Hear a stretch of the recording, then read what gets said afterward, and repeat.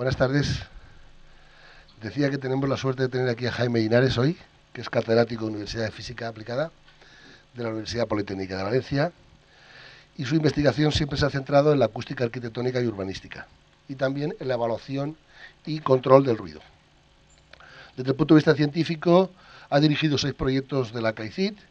con 46 publicaciones científicas en revistas de impacto, 100 proyectos y estudios, 4 monografías, 12 tesis doctorales y actualmente, además de ser consultor acústico, es evaluador de la ANEP y miembro de otras 4 o 5 agencias nacionales de evaluación de la calidad de investigación y de las publicaciones. Así que os dejo con él. Como creo que es la única charla que trata de acústica y todas han tratado de otras cosas, aunque sea de contaminación, pero no del ruido, lo que me vais a permitir es que durante unos 10 minutos os cuente algunas cosas que seguro que sabéis, pero que es bueno recordar y refrescar, ¿no? Bien, esto es entonces los 3 ámbitos de la acústica y yo lo que me voy a centrar esta tarde pues es en el tema del primero, evaluación y control del ruido exterior, básicamente ruido urbano, porque aunque sí es cierto que también tenemos ruido en el medio rural, pero el más importante a la hora de evaluar es el ruido, digamos, generado en los medios en donde hay aglomeraciones urbanas, ¿no? Bien, la escala de manera que la escala en decibelios va desde 0 hasta 140, hasta 140.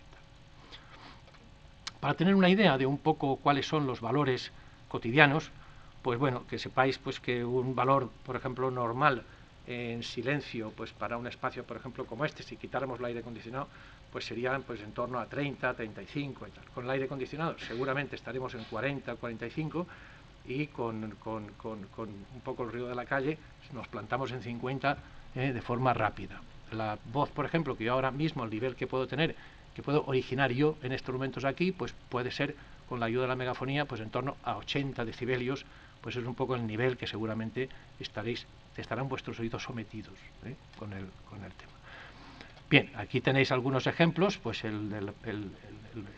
clásico reactor, ¿no? Pues que son 120, y aquí entre 120, en torno a 120 estarían también las mascletas, que no es broma, o sea, estarían de ese orden. El año pasado, por ejemplo, las mascletas en la Plaza del Ayuntamiento de Valencia pasaron los 120 dB, y eso, pues claro, eso es un riesgo prácticamente casi con toda seguridad, con un porcentaje alto de lesiones auditivas, ¿no? El segundo parámetro de molestia es la variación, los picos. Está demostrado que cuando nosotros estamos, digamos, en periodo de sueño, periodo de descanso, y hay un salto de más de 10 dB por encima del nivel en el que estamos durmiendo, pues entonces se despierta el 90% de las personas. Lo que quiere decir pues que los pulsos, es decir, los saltos, es un elemento también molesto. Y el tiempo o las veces que ese salto se repite, pues también es un parámetro de molestia.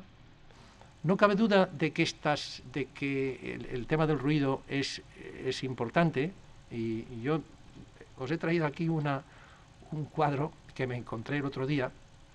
de una página en internet, que es una página, a mí me parece que es una de las que os doy, losruidos.org, en el que una encuesta, una estadística que sale del INE, del Instituto de la Vivienda, del 2001, pues obtiene estos resultados. Se hace un cuestionario de 4 preguntas a los habitantes de la comunidad valenciana, y las 4 preguntas eran pues si siente usted la necesidad de tener, o está molesto por tener pocas zonas verdes, si tiene poca limpieza en las calles, si tiene contaminación provocada por la industria, etcétera, contaminación química, o si tiene contaminación sonora, ¿no? O por el ruido. Bueno, pues fíjate, en el caso de Alicante, Alicante y Valencia se llevan la palma, son las más ruidosas, y además, siendo las más ruidosas de la Comunidad Valenciana, pues son los más ruidosos de España, y según he leído por ahí, y si quitas a Tokio, somos los más ruidosos del mundo, con lo cual, pues bueno, estamos en una buena posición. Bien, en cuanto a los impactos, lo que es el impacto acústico, sigue los mismos requisitos del decreto visto antes, del 2006, el 104, Y tiene una serie de requisitos también. Los requisitos es que en todo impacto se tiene que caracterizar la situación actual, se tiene que caracterizar la situación prevista y después tiene que tener unas condiciones de representación gráfica. Bien, pasando al control. Las técnicas de control, digamos haciendo un esquema, son, yo los he agrupado en lo que es planificación urbana, lo que son actuaciones sobre fuentes, lo que son pantallas acústicas y lo que es diseño arquitectónico. Estas son, por decirlo de alguna forma, las 4 líneas de actuación. Yo cuando daba clase de acústica en la escuela de arquitectura siempre decía que el primer culpable de un disconfort sonoro siempre es el urbanista. Ese es el primer culpable, porque ese es el que hace que las cosas después sean difíciles o que sean más fáciles. Es decir, si una planificación urbana es mala y resulta que no sigue el criterio de no poner juntos focos de ruido molestos frente a zonas que exigen silencio, es que eso no se puede poner, y eso antes estaba plagado, una zona industrial y al lado la zona residencial, porque ahí van a vivir los trabajadores de la zona industrial, pero diga usted, no se pueden poner, no pueden haber una discontinuidad de colores, en lo que se decía, tiene que haber una gradación de colores. Bueno, pues la planificación urbana yo creo que es la madre del cordero del buen principio para conseguir un estado de confort razonable. El tema de pantallas, yo creo que es el elemento, por decirlo de alguna forma, el elemento estrella de la protección o del control sonoro. Tiene una función que es la protección, tiene unos requisitos, que es que no se caiga, y entonces pues tiene que calcularse, tiene que hacerse una cimentación determinada,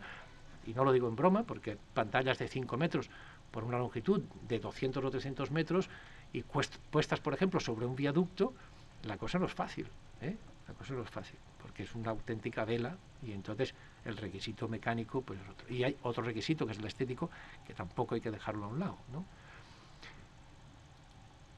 Bien, hay muchos tipos de pantallas, pero siempre el cálculo, aunque ahora se haya afinado mucho, se haya afinado algo más, pero yo creo que Maekawa en los años 80 dio en el clavo, y la verdad es que estos son los elementos que se utilizan, siguen en vigor y siguen utilizándose, y te equivocas muy poco haciéndolo, y es muy sencillito, es decir, si esta es la pantalla, lo que se hace es se calcula el número de Fresnel, que es un cociente entre dos dimensiones, entre dos longitudes, entre el doble de la diferencia de caminos difractado y recto, partido por la longitud de onda de la frecuencia de la banda que tú quieras aislar. Esto es lo que decía antes de forjados a distintos niveles. Un forjado a distinto nivel es terrorífico, porque la vibración de este forjado, fijarse, no es tanto por el paso directo de una a otra, sino porque la vibración de este forjado está justo en el punto medio de esta partición, y es donde más sensible es a la vibración. Es donde se produce la flecha máxima, y entonces es donde se provoca la mayor vibración, ¿no? Y la transmisión es máxima, ¿no? Leía cuando me metí para buscaros la página, la dirección de la página, me metí en ruidos.org, y había un estudio de un americano que decía que había hecho un estudio comparativo entre Europa y Estados Unidos, buscando áreas de silencio, es decir, buscando áreas donde se encuentre silencio, y encontró 12 áreas en Estados Unidos y ninguna en Europa. Es decir, es muy duro, es muy duro. Es decir, no hay áreas donde se escuche el silencio. Yo creo que la cultura del silencio, que aquí pues nosotros yo creo que nos la hemos saltado bastante la torera, en este sentido lo veis en los mismos restaurantes donde vamos donde pagamos un dineral, nos sentamos y no podemos hablar, lo vemos en los colegios donde van nuestros hijos, ahora mis nietos, lo veo que están sometidos a 70 dB en el comedor continuamente, pero esto no puede ser, esto es una falta de cultura del silencio que yo creo que la he puesto en último lugar, pero era un poco para cerrar, pero debía estar en el primero.